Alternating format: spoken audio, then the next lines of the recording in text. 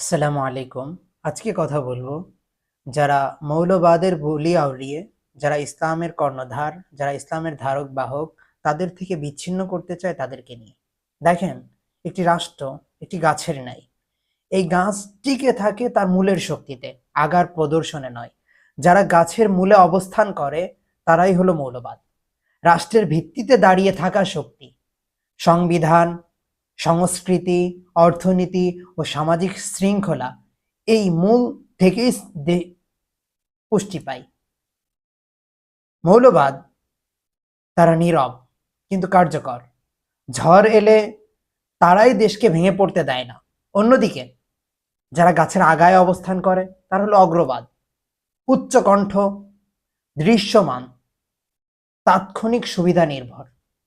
কিন্তু এটা ভুলে গেলে চলবে না, গাছের আগাতেই পোকামাকড় ধরে, ফল নষ্ট হয়, বীজ দুর্বল হয়, আর সেই ক্ষতি বহন করে পুরা দেশ। একটা রাষ্ট্র একদিনে ধ্বংস হয় না, রাষ্ট্র ধ্বংস হয় ধীরে ধীরে, যখন অগ্রবাদী প্রদর্শন মৌলবাদী ভিত্তির চেয়ে বড় হয়ে ওঠে।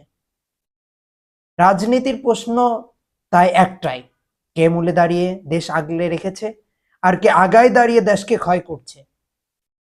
দেশ বাঁচে মৌলবাদে মূলে, আর দেশ ক্ষতিগ্রস্ত হয় অগ্রবাদে। তাই সিদ্ধান্ত আপনার, মূলের সাথে থাকবেন না আগাই থাকবেন। সিদ্ধান্ত আপনার, আগামী বাংলাদেশ আপনার হাতে।